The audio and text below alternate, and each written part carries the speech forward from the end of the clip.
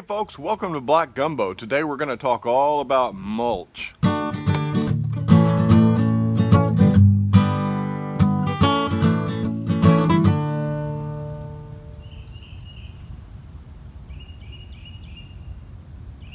What is mulch and why should or should you not use it?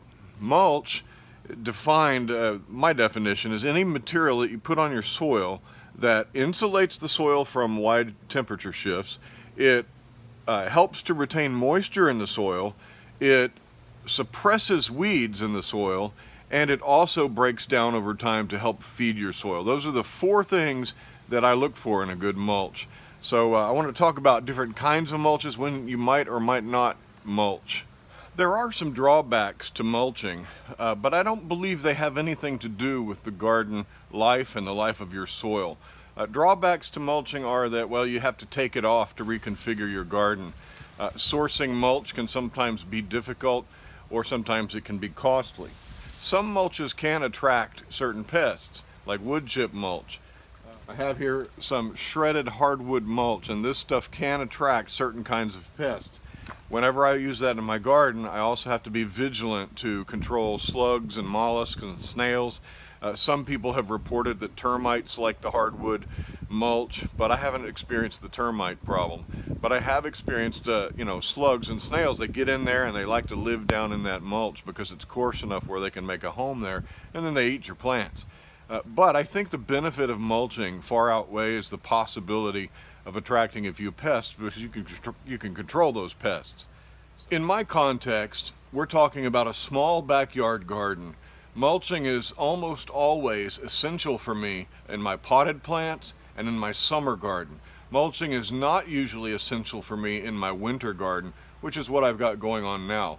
And that's because most of the weed pressure I get comes up in the heat of spring and summer, and most of my water evaporation that I want to retain that moisture happens because it's 100 degrees outside and the soil's just drying out, even though our humidity is quite high.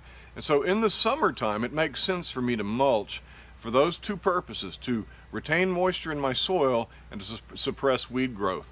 In the wintertime, I don't have the high temperatures, and the weed growth is less of a problem. I still get weeds. In fact, I get a lot of chickweed, but those weeds don't significantly compete in my garden with my plants. And so I just plant densely, and I usually don't mulch in the winter. So whatever your context is, you have to decide, do I want bare soil? Because bare soil is, for me, bare soil makes me a little nervous. I'm going to get a lot of weeds. I'm going to get a lot of pressure from evaporation. Maybe mulching makes sense if you got a lot of extreme conditions.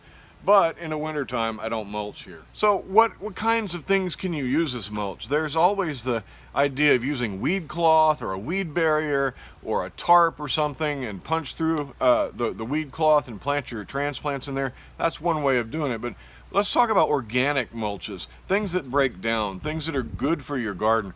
I have here several different kinds of mulches that I use, and I wanted to show you my favorite ones. I have here pine bark nuggets. Now, a lot of us see these in the stores, and pine bark nuggets are easy to source. And I use these in fruit trees to keep the weeds down and suppress the growth of the weeds and to retain moisture and all that. But I don't use a lot of this in my garden. I don't want those big chunks in there. I find them more difficult to remove from my garden when it's time to reconfigure for another growing season. They're just big and chunky, don't rake well. So I only use my pine bark nuggets in pots like this one, where I might plant a citrus tree or a fig tree. My favorite mulch is shredded hardwood. This is the stuff you can just buy down at the local Home Depot or whatever, and it's just shredded hardwood, and it's wonderful mulch. You get these big chunks of wood, and you get these tiny slivers. It holds together well, it mats down well, but is still permeable to the rain, and it sticks around for quite a long time. This stuff is wonderful. The downside to this stuff is I don't want to buy, 30 bags of this stuff. That's expensive. But whenever I need some mulch to really do a permanent job for a whole growing season, this is the kind of stuff I'll try to turn to. Hardwood, shredded hardwood mulch. I love it. I've also used this rice hull mulch. And the only place I've found you can source this is online. I'm sure that some of you in rice country have availability, you have this available to you. It's the husk of each grain of rice after it's been processed. It's a byproduct. And this stuff is really nice. It forms a dense mat that's still permeable to water. It's inexpensive when bought in bulk, and it lasts forever. This stuff doesn't break down quickly. The benefit of this stuff is also you can mix this. This is one of the only mulches you can mix into your soil that I'm aware of that doesn't affect your soil negatively. If you mix mulch like wood chips or grass clippings, if you mix things into your soil, normally what's going to happen is the bacteria are going to go to work on breaking that down. It's going to compost there in place, and they're going to require all the nitrogen in your soil, or they're going to bind up, is how they say it. They're going to bind up resources in your soil to work on your mulch, breaking it down, and that's not good for your plants. This stuff, however, can be mixed in like perlite to aerate soil and to provide tilth. But I use it as a mulch in potted plants. The downside of this stuff, well, you got to order a big 50-pound bale of it. But then it blows away really easily. So I like to put it in pots that at least have a rim to help protect this stuff from blowing away. Or I'll mix it into other kinds of mulch. Another kind of mulch that I most commonly use in my own garden is grass clippings and leaves. Now, grass clippings are debatable. A lot of people debate whether or not you should use grass clippings in your garden, and I'll show you why. Check out this bunch of grass clippings. I pulled this right off of my compost pile right over there, and look, it's like carpet. It's like a mat. It's dense, it holds together as a sheet, and you can see it's begun composting on that side. When you have an almost impermeable sheet of grass on your garden, well, this would be about 1.5 inches of mulch. When you put this on your garden, it starts to mat up like that. It gets real dense. Nothing can penetrate that. Water doesn't penetrate a mat of grass clippings like this one. I mean, it's like sheets, and you can peel it off in sheets and layers, and that's not what we want in the garden. While this would perform as a mulch to suppress weeds for sure, it won't let any water through. So, grass clippings, should you use them in your garden? Of course. This is how. I take my dried grass clippings and I let them dry in a bin, and then I mix them with leaves. I mix them, in this case, I've got oak leaves in here. I have a ton of oak leaves mixed in with the grass clippings, and that provides a coarse material inside that grass, that fine material, and keeps it from matting up. And I've used this stuff for years. It's free for me. I cut my grass, I keep the clippings, and every spring my oak tree drops all of its leaves, and I have free mulch for almost the rest of the year. I've been able to mulch my entire garden with just what drops here in my yard, and with the grass clippings from my lawn. In some years I don't have enough, some years I do, but that's how you can use grass clippings, is make sure that you mix them up with a coarser material like leaves. And then it's great stuff. And what I find happens with this particular kind of mulch is I put it on about that thick, about 2 to 3 inches thick, and I lay that in my garden beds, especially in the summertime, and that grass clipping breaks down quicker than the leaves do. Oak leaves take 2 or 3 years to break down in my garden. And so what I'm left with at the end of the growing season, when I pull my plants out, is I've got a lot of oak leaves left, and I can rake them up. They're easy to rake up. And what little grass clipping is left, well, it gets raked up with the oak leaves, and I can reuse those leaves. I can just dump them back into my bin and store them until I need to mix up some more mulch. And so I really like oak leaves, especially oak leaves, because they're slow to break down. They last 2 or 3 years. In fact, I have a bucket of oak leaves that have been in my garden for 1.5 years, and it's sitting right next to my fresh oak leaves. Let me show you the difference. Right here is a pile of fresh oak leaves mixed with a little bit of grass clippings. I just mowed them up in my lawnmower, and I store them over here in my empty compost bin. Got compost going in those two, but this one's my leaves. I'm going to make mulch out of that. So that's fresh. That's from this year's oak leaf drop. While this bucket here was raked off my garden beds, and this is oak leaf that's begun to break down. However, I can use this again. And I can use it just as it is because it's beginning to break down. That's good stuff. So, oak leaves, I love them. They last a long time. There was a video put out by Haas Tools, and I had a question come up about whether or not people should mulch in their vegetable gardens, and Haas Tools was talking about why he doesn't mulch. And that's a matter, he actually does mulch, but he does it in different ways. He mulches during his couple of month off season with a giant tarp. He mulches with compost. But the reason he doesn't traditionally mulch his garden is he's got gigantic garden beds. He's more like a truck farm. In a situation like that, it doesn't necessarily, it's not feasible to mulch a garden that big. But in a small garden context or in containers, I think it's almost always a good idea to consider mulching. So I have my 2 sample mulches that I showed you earlier, and I'm going to show you how deep I put mulch on around these cabbages. You can see in between my cabbages, I have bare soil. And bare soil, well, I need to cover it. So I'll just take a bunch of this stuff and literally just lay it on the ground about that deep. That's about 2 inches deep, 3 inches deep.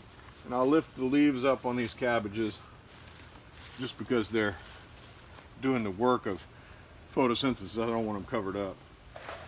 And the same thing with wood chips. I like to get, with the wood chips, since they're pretty dense, I like to get at least 1 inch, maybe 2 inches of wood chip on the soil and just cover the soil up. And all these weeds down here, this chickweed, can't grow through that, but water will still get through it. Couldn't be easier to mulch with this wood chip stuff. I just spread it out, move it up under the plants themselves. Here's some of that grass clipping mulch. I love this stuff. And you can see about how deep I like to have the mulch. Let me bring you in closer and show you. Just for reference, size reference, this is a kale and it's in bare soil, but right next to it I've got mulch. This wood chip mulch is about 1 inch deep. This mulch over here, you can see it's about 2 to 3 inches deep. There's the bare soil, something like that. The deeper the mulch, up to about 3 inches is what I prefer. Deeper mulch helps suppress weeds. Check out this pot. This is an elderberry bush, and I've mulched with rice hulls, and let's see how deep this is. This is about 3 inches deep as well. And I like that. I like a nice deep mulch. No weeds in here as compared to this pepper plant right next to it that has no mulch. It's got weeds growing in it. If you don't want to mulch, but you still want to protect your soil, you can plant densely. Certain crops lend themselves to being densely planted. These are baby bok choys, and these are ready to eat right here. I just pull them out. But you see, they're so close together, they actually form a living mulch. While over here where this dill is growing, that's not a living mulch, and you can see there's no weed suppression in here at all. These radishes have been growing, and they are so dense that very few weeds are going to grow down in that soil. While right next to them, I got to keep on top of this little area with my weeding hoe and come in here and remove some of that chickweed. There are all kinds of materials that make good mulch and some kinds of materials that don't make good mulch. I think that the leaves mixed with grass clippings that are dried out, that makes for me the best mulch because it works well, it suppresses weeds really well, it lasts a good long time, and it's basically free. It just requires a little bit of work. Straw and hay. Straw and hay are traditional mulches in a vegetable garden. I would not use hay anymore. Hay killed my garden beds back there a couple of years ago because most hay today, most commercially available hay is treated with herbicides, and you can watch my video on that. I've got several videos on that. More and more people are finding that hay in the garden is a disaster. So I would not use hay. I would not do hay bale farming or gardening at all, not in our day, unless I made the hay myself and I knew the people who had the hayfield, and I knew for a fact they did not treat that hayfield with herbicide. You can use shredded paper, makes a decent mulch. It's basically cellulose, wood product. The problem with paper is it flies away. So I would, again, mix paper or anything that flies away in with a coarser material that's a little heavier. You can extend your compost with shredded paper. Get you one of those cheap Amazon paper shredders and shred up all your junk mail, mix it in with your compost. The other downside to that is I think it's ugly. I use mostly shredded paper. All my shredded paper goes into the compost, but I mean, you could use it. Somebody asked me about that. Newspaper, I've seen people lay down newspaper, literally lay it down on their garden. In fact, I've done this too. But when I lay the newspaper down, I'll put some mulch on top of it. The newspaper will help suppress weeds. It'll feed the worms, feed the soil life, and it's permeable by water. That's a good way to start a new garden. People put down newspaper and then start building on top of that. Wood chips. Shredded wood chips. I've already talked about my favorite commercially available shredded hardwood, but then what if you get a municipal bunch of wood chips or something by Chip Drop? That can be a very good source of mulch, and oftentimes it's free. You just sign up for it and they dump a load in your driveway and you got all the mulch you need. I personally haven't done that because in my area a lot of the trees are mixed with vines and viney weeds and things, and I just don't want to bring that into my garden. If I did do it, I'd put it in my pathways to suppress growth, but I just mow my pathways. So yeah, wood chips are excellent mulch. You just got to be careful you know what you're getting. Cardboard makes a good mulch. Cardboard is an exceptionally good weed suppressing mulch. A couple years ago we wanted to take that bed right behind me and clear it of nutsedge. We had a nutsedge infestation in there. And so we laid down some molasses, granulated molasses, and we put cardboard over it. And on top of that cardboard, I put shredded hardwood mulch to hold it in place. And that was to suppress those weeds long enough so that the bacteria bloom caused by the molasses ate up the nuts under the ground. It seemed to work. It reduced the nutsedge by about 90%. You could use weed cloth, but I don't recommend synthetics in the garden because, well, I'm just kind of a gardening purist and I don't like that idea. But some people do use weed cloth or a weed barrier, and I've seen folks like Curtis, I forgot his channel name, but he lives in a yurt. He'll put on his market garden a whole big plastic mulch thing, plastic sheet down, and he'll come with his flame weeder and punch a hole where he's going to put his transplants. Perfect way of doing gardening, especially if you've got to be efficient to grow food for market. So yeah, synthetics, you can use them. I personally choose not to. Compost. The idea of using compost for mulch, in my context, doesn't work. I know that Charles Dowding mulches with compost only. He just lays compost on his no-dig beds, and it's wonderful. It works there for him. Around here, the compost that I make is begging to have things grow in it. The compost that I lay on my garden is going to immediately start growing stuff. So you can use compost as mulch, but in my context, it's just like throwing more soil on top. I don't quite understand how it would work for me. When I lay compost on top of my beds, stuff automatically and immediately starts growing. Seeds blown in, seeds dropped in by birds. They love that stuff. It doesn't suppress any weeds at all. It does retain moisture, it does amend to the soil. It's wonderful stuff, but not for a mulch for me. I need weed suppression. Pine needles and things like pine straw make excellent mulch. There is a question about whether or not pine needles acidify your soil. Do they change the pH? No, not significantly, and if they do, it's only at the horizon where the needles meet the surface. Once they're brown, and once they lay down on the ground and start breaking down, they're not a significant addition of acid to your soil. That's a myth. It's a well-researched and well-proven scientific myth that they don't adjust the pH of the soil very much. Same thing with oak leaves. That's why I use oak leaves. And so pine straw makes an excellent mulch. It stays in place. It doesn't blow away very much. It forms a nice mat that's still permeable. And if you have access to pine needles, grab them, get them. That's good stuff for your garden. That's a good mulch. Cocoa coir is another one. It's a byproduct of the coconut industry. It's the husks of the outside of the little coconut itself, and they sell that. You can use that as mulch. It's a good material.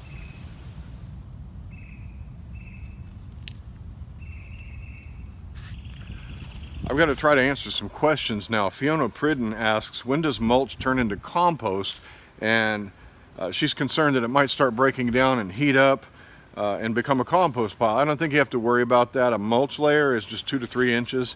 In my garden, I go 2 to 3 inches.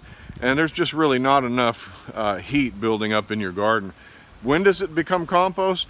Whenever it breaks down into humus. Over time it will break down. For the most part, I don't think in a small garden like mine, anything has time to turn to complete compost. I have to take it off at the end of the season.